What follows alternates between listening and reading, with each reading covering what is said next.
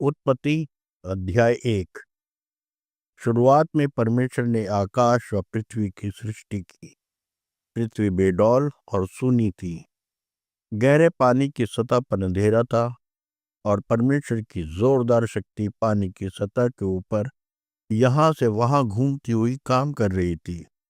परमेश्वर ने कहा, उजाला हो जाए, और उजाला हो गया।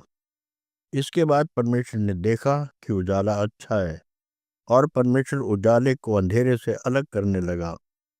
परमेश्वर ने उजाले को दिन कहा और अंधेरे को रात। फिर शाम हुई और सुबह हुई।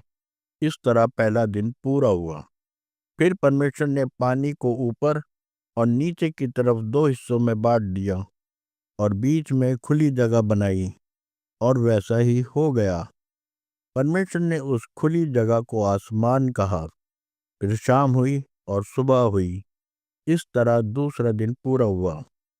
फिर परमेश्वर ने कहा, आकाश के नीचे का सारा पानी एक जगह इकट्ठा हो जाए और सूखी जमीन दिखाई दे, और वैसा ही हो गया। परमेश्वर ने सूखी जमीन को धरती कहा, मगर जो पानी इकट्ठा हुआ था उसे समुंदर कहा। और परमेश्वर ने देखा कि ये अच्छा है। फिर परमेश्वर ने कहा, धरती पर घास, बीज बोने वाले पौधे और ऐसे फलदार पेड़ जिनके फलों में बीज भी हो, अपनी अपनी जाति के मुताबिक उगे। और वैसा ही हो गया।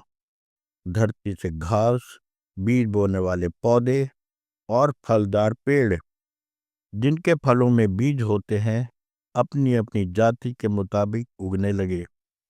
तब परमेश्वर ने देखा कि ये अच्छा है। फिर शाम हुई और सुबह हुई। इस तरह तीसरा दिन पूरा हुआ। फिर परमेश्वर ने कहा, आसमान में रोशनी देने वाली ज्योतियां चमके, जो दिन को रात से अलग करें। इन ज्योतियों की मदद से दिन, साल और मौसम का पता लगाया जाएगा। ये ज्योतियां खुले आसमान में रोशनी देने का काम करेंगी, जिससे धरती को रोशनी मिलेगी। और वैसा ही हो गया। परमेश्वर ने दो बड़ी ज्योतियां बनाई। जो ज्योति ज्यादा बड़ी थी उसे दिन पर अधिकार दिया, और छोटी ज्योति को रात पर अधिकार दिया। परमेश्वर ने तारे भी बनाए। इस तरह परमेश्वर ने उन्हें खुले आसमान में तैनात किया, ताकि धरती को रोशनी मिले, दिन और रात पर इनका अधिकार हो, और उजाले को अंधेरे से अलग करें। तब परमेश्वर ने देखा कि ये अच्छा है। फिर शाम हुई और सुबह हुई। इस तरह चौथा दिन पूरा हुआ। परमेश्वर ने कहा, पानी जीव जंतुओं के झुंडों से भर जाए, और उड़ने वाले जीव धरती के ऊपर फैले आसमान में उड़े। और परमेश्वर ने समुद्र में रहने वाले बड़े बड़े जंतुओं और तैरने वाले दूसरे जंतुओं को उनकी अपनी अपनी जाति के मुताबिक सृजा, जो पानी में झुंड बनाकर रहते हैं। उसने पंछियों और कीट पतंगों को उनकी अपनी अपनी जाति के मुताबिक सृजा। और परमेश्वर ने देखा कि ये अच्छा है।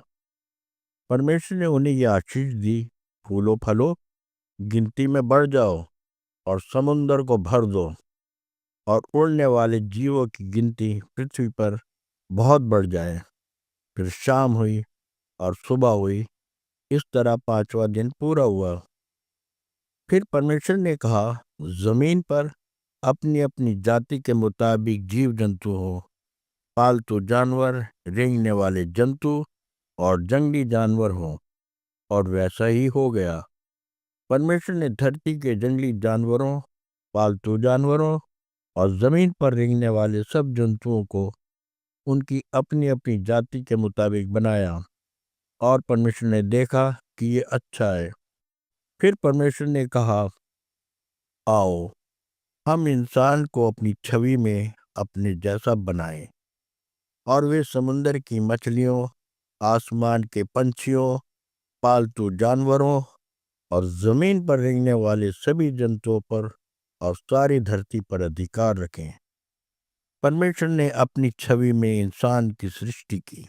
हाँ, उसने अपनी ही छवि में इंसान की सृष्टि की। उसने उन्हें नर और नारी बनाया।